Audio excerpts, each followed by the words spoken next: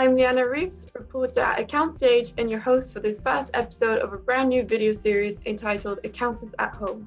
Throughout the series, I'll be interviewing industry professionals from different firms to understand the key challenges that they've faced. We've seen that markets have fallen apart, uncertainty is still very present, and we've seen that a lot of workers are still under furlough, unfortunately.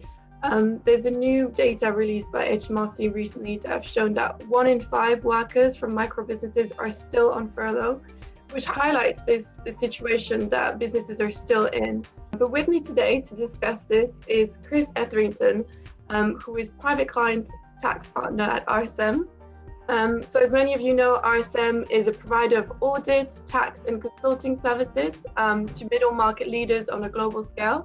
And this year, RSM was ranked 7th out of Account Stage top 50 plus 50, which kind of marks how big of a firm it is. But jumping straight in, Chris, as I mentioned earlier, some organizations are completely stuck in the middle of all of this and in this crisis that's happening. And clients are kind of in the middle of all of this as well. How do you give a lifeboat to your clients at this stage? It's been a really challenging year, and to start with, the difficulties that we faced in March, April time, it was the uncertainty, and there was so many. Every day we just felt like we were firefighting in terms of new developments and trying to help clients through the various government measures that were brought in. It felt almost a little bit just a lot of client care conversations, not necessarily conversations where we'd be expecting to bill anything for it. It was really just, how do we keep the doors open on this, and how do we understand all the information that is being thrown out at us? So I think definitely to start with, in that initial 2-3 month period, it was definitely, acting as a lifeboat, if you like. We were there to really, as key workers, in a sense, to try and make sure that businesses were able to keep going. And from those periods onwards, it's got easier, I think. And a lot of people, it's all been about how we can adapt to the crisis that we faced ourselves. So what were the major challenges along the way when you were advising your clients? I think there's been so many challenges this year, haven't there? I think for all of us. From our client perspective, a lot of it has been to do with people and dealing with the furloughing rules, for example. We're a people business, so a lot of the challenges our clients have faced on that front, we've had to face that as well. There's a case of well-being for staff as well. How do we protect people's health? How do we make sure our workplaces are safe to work in? So that's been, there's a human element to it in terms of how do we keep businesses moving, and how do we make sure that we're able to have the processes and get our staff to be able to work safely and support our clients' needs. That's been a really significant factor. I guess the other major one is, how do we actually do the work practically? So I'm a tax partner, but you talk to our audit colleagues, for example. They're very much geared to working out at people's sites and haven't been able to for large periods. So adapting to working virtually has been a major challenge as well. And being able to almost become a TV presenter in your own bedroom to some extent, working through platforms like this and Microsoft Teams and Zoom and all of those good, we've all had to adapt to technology very quickly. It all comes down to adaptation, I think, at the end of the day. Those who have been successful this year are the ones who have been able to embrace change the quickest. Well, that was kind of my next question. How has RSM kind of overcome these challenges, or you as a tax partner? Is it all about embracing tech, embracing these new tools? I think so. Yeah.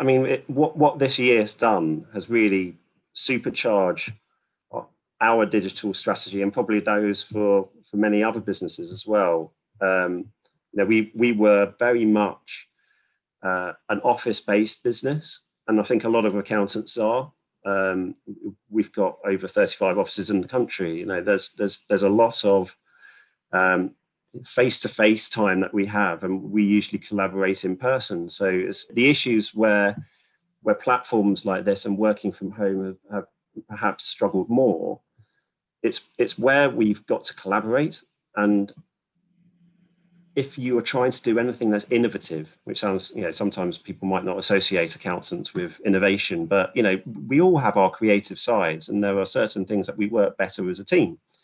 And how do you get that same feeling through virtual working if we're all working from home individually? If you're doing a set of accounts or you're working on a tax return, that's an individual task, and you may be able to do that perfectly well from home. But if where it requires more interaction with others, that's where it's a bit of a struggle. Figuring out how to adapt, because we still do go into the office occasionally when we're allowed to. Our offices haven't been closed throughout the whole year. So there was a lot of effort putting into making sure that those were safe environments, obviously. And I work in our Leeds office, and we were getting, at points, 70 to 75 people coming into the office and choosing to come in. And it's important to have that, because we've got quite a young workforce to some extent. We take on a lot of graduates, many of whom may be living at home in a one-bedroom flat in a city centre, and it can be a bit of a depressing existence, can't it? So if only from a well-being perspective, it's really important that we have that facility. Also on the graduate front, we take on a lot of people, and training people is really important, and developing our staff. Trying to do that remotely is one of the major challenges that we're having to face, and still are. So it's too soon to write off working in offices entirely. There will probably be a blend to come, I would have thought. By the sound of things, there is hope there.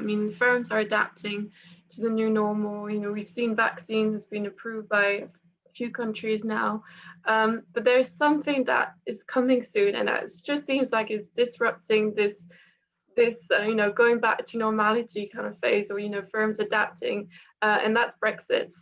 And we just can't ignore it, because it's coming soon and it's going to affect all of us.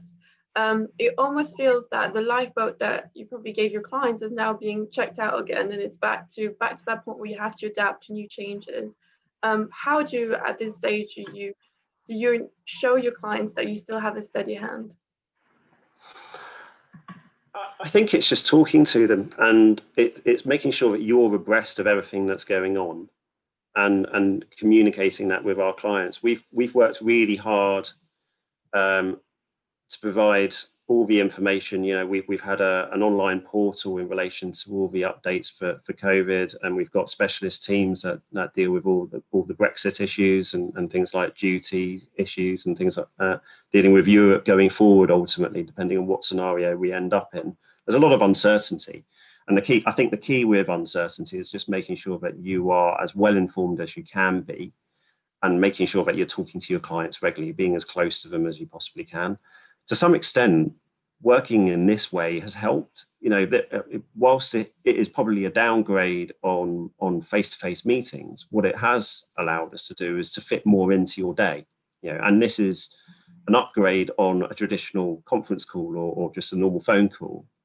So you can get in front of your clients, albeit virtually, much quicker. You can pack in a lot more time into your day and get a lot more done. What we found is that people are able to be more efficient, able to respond quicker, and be a lot more flexible in their time as well. And clients have been very understanding about all of that. So at the end of the day, as long as they can get in touch with you quickly, and they're getting the information that they need, I think that's all we can do. Like we say, we live like it's uncertain times. It's just how we respond to it quickly. Well, on that last note, Chris, thank you so much for your time today and answering all my questions. Some really interesting points have been made. You mentioned how communication is key in this time, and also it's been interesting to hear about how it affects the young talent in the industry as well. And I think we can definitely say that it's been a lesson for everyone in kind of embracing tech and and embracing all these tools and how to communicate better in a way. But to your audience as well, I'd like to say I hope you enjoyed watching this video, and I hope to see you again for a second episode of our video series, Accounts at Home. Thank you.